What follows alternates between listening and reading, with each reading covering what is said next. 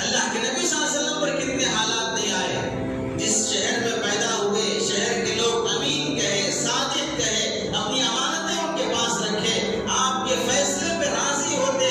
مکہ کعبے کی تعمیر میں اختلاف ہوا، جھگڑا ہو رہا ہے، حجر اسود کون رکھے، نوجوان 25 سال کا حرم میں داخل ہو رہا ہے، اس کے فیصلے پہ ہم راضی. محمد سچ کہتا ہے اور اللہ کے نبی صلی اللہ علیہ وسلم کے فیصلے پہ ساری قومیں متفق ہو رہی ہیں. امانت اس وقت کا سب سے بڑا صحیح بینکنگ سسٹم اگر کسی کے پاس ہے تو سرکار تو عالم صلی اللہ علیہ وسلم کے پاس ہے. کوئی لوگ نہیں، کوئی انٹرسٹ نہیں. جس کی امانتیں رکھی جائیں گی ان کی امانتیں صحیح سالم واپس کی جائیں گی. کبھی بینک کا دیوالیہ نکلنے کی کوئی شکایت کوئی مکے کا فرد نہیں کر سکتا ہے. دشمن ہے لیکن امانتیں نبی کے پاس رکھی جا رہی ہیں.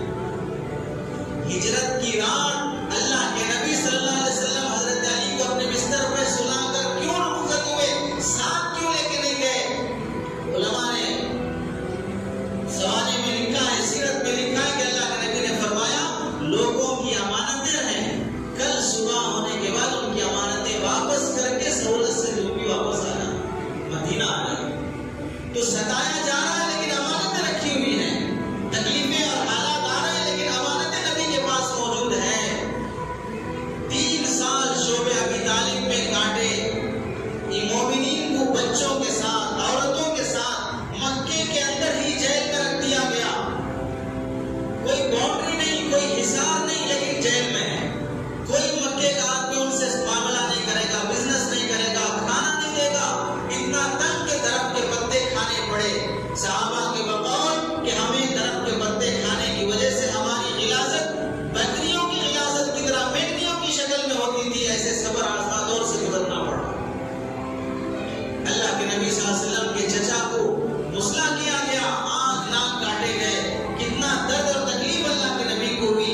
طائف کے سفر میں خون سے لت پت اللہ کے نبی صلی اللہ علیہ وسلم ہوئے. احد کے میدان میں آپ کا منور چہرہ خون آلود ہو گیا.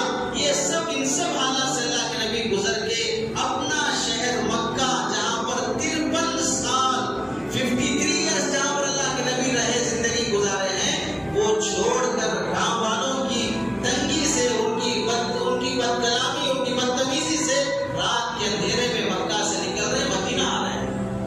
ان حالات میں کبھی بھی اللہ کے نبی صلی اللہ علیہ وسلم نے دین کے بارے میں سمجھوتا کرنے کی کوئی بات نہیں کہی.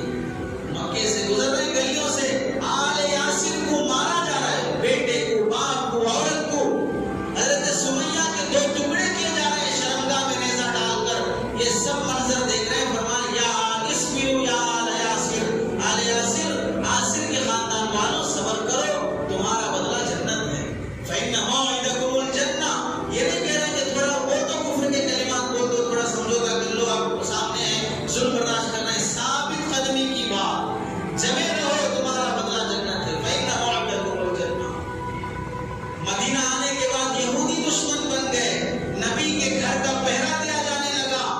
بعض روایات میں کہ نبی اپنے سرہانے تلوار رکھ کے سوتے تھے، پتہ نہیں کب دشمن حملہ کرتے.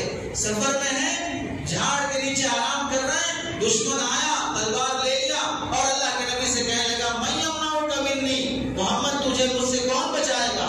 اللہ کے نبی بڑے صبر و استقامت سے کیا فرما رہے ہیں؟ اللہ وہ مجھے بچائے گا. دشمن کے ہاتھ میں تلوار ہے، نبی خالی ہاتھ ہیں، وہ تلوار سنتے ہوئے کھڑا ہے اور پوچھ رہا کون بچائے گا. اس وقت یہ نہیں کہہ رہے ہیں کہ دیکھو تم ہم بھائی بھائی ہیں، فلاں ہیں، فلاں ہیں. اللہ بچائے گا. یہ لفظ اللہ جس یقین سے نبی کی زبان سے نکلا، اس کے جسم میں کب کبھی آ گئی، ہاتھ تھرانے لگا، تلوار گر گئی. نبی نے ہاتھ میں تلوار لیا اور پوچھا اب تجھے مجھ سے کون بچائے گا؟ جب اس نے اپنی موت سامنے دیکھی تو کہنے لگا محمد آپ بڑے اچھے اخلاق والے ہیں. محمد